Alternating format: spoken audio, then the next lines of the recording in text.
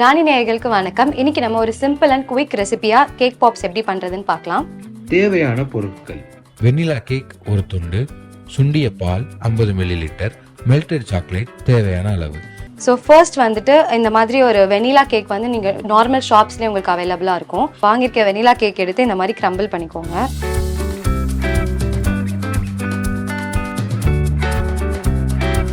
இப்போ நம்ம 50 ml of condensed milk add பண்ணிடலாம் இந்த கிரம்பிளில்.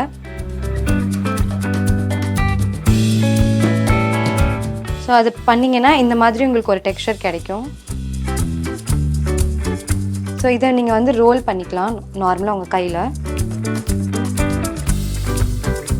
அப்படியும் பண்ணி நீங்கள் பண்ணிக்கலாம். உங்ககிட்ட இந்த மாதிரி மோல்டு இல்லைன்னா நீங்கள் நார்மலாக கையில் ரோல் பண்ணி நீங்கள் இதில் டிப் பண்ணிக்கலாம் சாக்லேட்டில். ஆர்எல்ஸ் மோல்டு இருந்தால் நீங்கள் மோல்டு யூஸ் பண்ணிக்கோங்க. ஸோ நான் இப்போ இந்த மோல்டில் இதை ஆட் பண்ணுறேன்.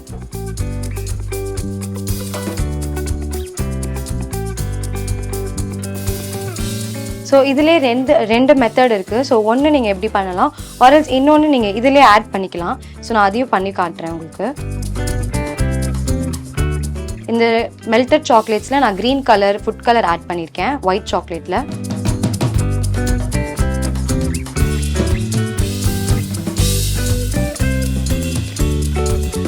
ஸோ இந்த மாதிரி நீங்கள் இதை ஸ்ப்ரெட் பண்ணிக்கலாம். ஸோ எக்ஸஸ் சாக்லேட்ஸ்லாம் நம்ம திருப்பி அதிலே போர் பண்ணிடலாம்.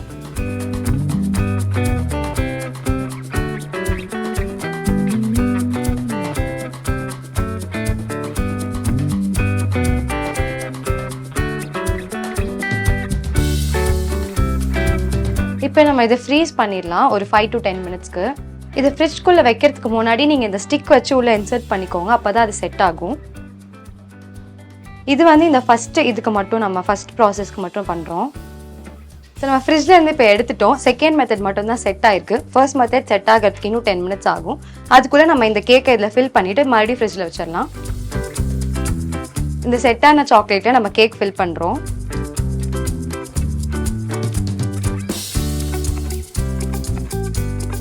ஸோ நம்ம இப்போ இதில் கேக் ஃபில் பண்ணக்கப்புறம் இதுலேயும் நம்ம ஸ்டிக்ஸ் இன்சர்ட் பண்ணி ஃப்ரிட்ஜில் செட் பண்ணிடலாம்.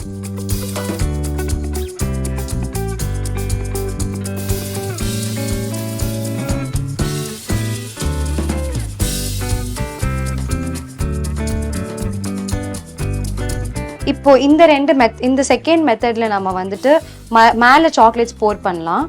இதுக்கு மேலே ஃபுல்லாக கேக்ஸ்லாம் கவர் ஆகுற மாதிரி நம்ம சாக்லேட் ஃபில் பண்ணிக்கலாம்.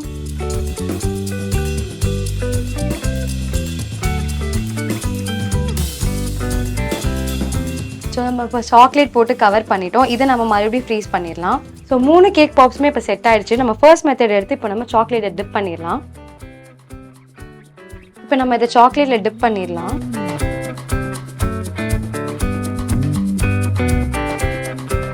ஸோ இப்போ நம்ம இதை வந்து ஃப்ரீஸ் பண்ணி எடுத்து வச்சுருக்கோம் டிப் பண்ண சாக்லேட்டில். இப்போ செகண்ட் மெத்தட்க்கு நம்ம அது பண்ண தேவையில்லை, ஏன்னா நம்ம சாக்லேட்ஸ் ஆல்ரெடி போட்டுட்டோம். ஸோ நம்ம இப்போ அப்படியே டீமோல்ட் பண்ணிடலாம்.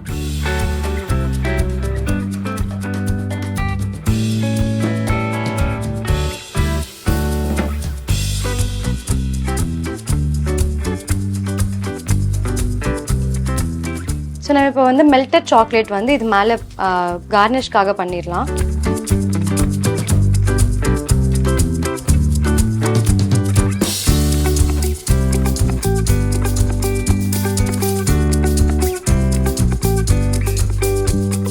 இப்போ நம்ம இது மேலே ஸ்ப்ரிங்கிள்ஸ் ஆட் பண்ணலாம். உங்களுக்கு என்ன வேணுமோ நீங்கள் அது மேலே ஆட் பண்ணிக்கலாம்.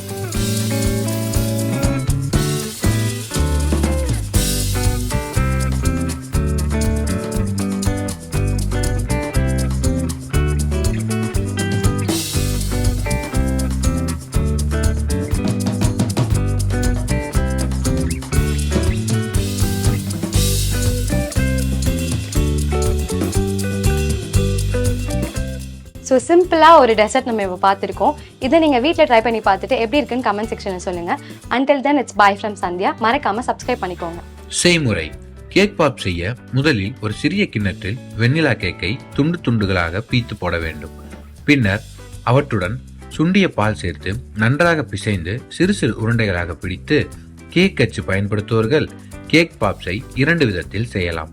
முதல் விதமாக பிசைந்து வைத்திருக்கும் வெனிலா கேக் மற்றும் பாலை அச்சில் பரப்பி ஐஸ்கிரீம் குச்சியை சொருகி 20 நிமிடங்களுக்கு குளிர்சாதன பெட்டியில் வைத்தெடுத்து கடைசியாக மெல்டட் சாக்லேட்டில் டிப் செய்வது. மற்றொன்று, அச்சில் முதலில் மெல்டட் சாக்லேட்டை மட்டும் தடவி 10 நிமிடத்திற்கு குளிர்சாதன பெட்டியில் வைத்தெடுத்து மெல்டட் சாக்லேட் ஸ்வெட் ஆனவுடன் அதன் மேல் பிசைந்த கேக்கை பரப்பி அந்த கேக் மறையும் அளவிற்கு மற்றொரு கோட்டிங்காக மெல்டட் சாக்லேட்டை தடவி ஐஸ்கிரீம் குச்சியை சொருகி மீண்டும் 10 நிமிடத்திற்கு குளிர்சாதன பெட்டியில் வைத்தெடுத்து டீமோல்டு செய்து கொள்ள வேண்டும். இறுதியாக உருகிய சாக்லேட்டை பயன்படுத்தி கார்னிஷ் செய்து பிடித்த ஸ்பிரிங்கிள்ஸை டாப்பிங்ஸாக தூவி அழகுபடுத்திக் கொண்டால் டாப்பிங்ஸ் நிறைந்த கேக் பாப்ஸ் ரெடி.